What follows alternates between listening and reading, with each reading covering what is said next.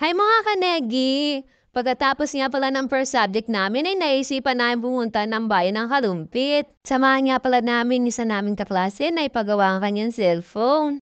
Nilakad na nga lang pala namin kasi malapit lang iyon. Saka para makatipid na din kami.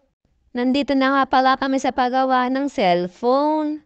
Isa lang naman magpapagawa sa amin pero napakadami namin. Iniwanan nga pala muna namin yung cellphone ng kaklase namin sa paggawa ng cellphone at babalikan na lang namin mamaya. At dito na nga lang pala kami dumiretso sa Ukayan, dito lang yan sa palengke.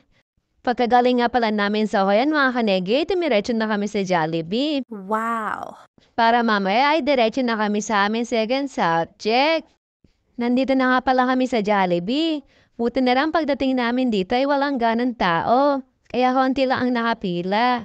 Nagstay nga pala muna kami dito sa gilid habang nag-iisip kami ng aming order. Nagpaiwan na nga pala ako sa pwesto namin mga kanegi para naman may magbabantay ng mga gamit namin. At ayan nga, tamang pakit nga lang ako sa video. Ipinasabay ko na nga lang pala yung order ko kay Honey para siya na lang ang order ng pagkain namin. Sa bandang dulo nga pala namin naisipang pumesto para kasya kami lahat doon. Ako na nga pala yung kumuha ng order namin. Total naman si Honey na yung umorder kanina. Bangong-bango nga pala ako sa fried chicken na dala-dala ko.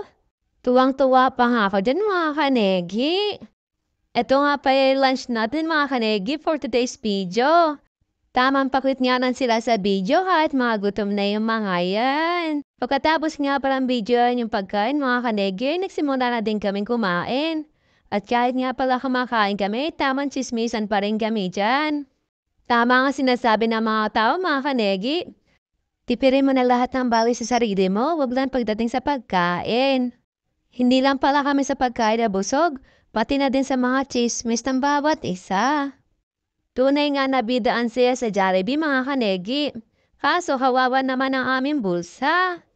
Pero tama lang naman yon kasi pagkain lang naman pinaggastusan namin. Sabi ko pa nga sa sarili ko mga kanegi, balang araw ay makakasama ko din kumain dito ang buong pamilya ko. Ganyan talaga ang purpose kaya kasama namin si Lawrence. Wow! Nag-TikTok pala muna kami pagkatapos namin kumain. Tsaka kami nagkayaya na bumalik na sa eskwelahan. Taman lahat nga lang pala kami dyan mga kanegi. At babalikan nga pala namin yung cellphone na kaklase namin. Nandito na nga pala kami sa paggawa ng cellphone. Hindi na nga pala ako pumasok sa loob mga kaneki. Para naman hindi na ako makasikip pa sa kanila sa loob. Dito nga lang pala yung matatagpuan sa may tapat ng palengke. Dito lang naman yan sa Kalumpit, Bulacan. Pagkatapos nga pala namin kunin yung cellphone ng kaklase namin ay dumiretso na kami sa school. Kasi anong oras din naman. So nandito na nga pala kami sa school mga kaneki. Dito nga pala kami nakatambay sa third floor habang naantay namin si sir. Tamang kwentuhan at harutan niya ang bawat isa dyan. Habang hinihintay natin si sir mga kaneki.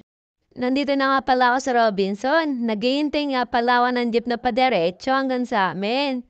Kaso mga kaneki, panlima pa yung jeep na sasakyan natin. Kaya nakapag-desisyon ako na sumakay na lang ng jeep papunta sa bayan. At doon na lang ako magta-tricycle. Kaya nga mga kaneki, pababa ko nga ng jeep ay nag-tricycle na ako hanggang sa amin.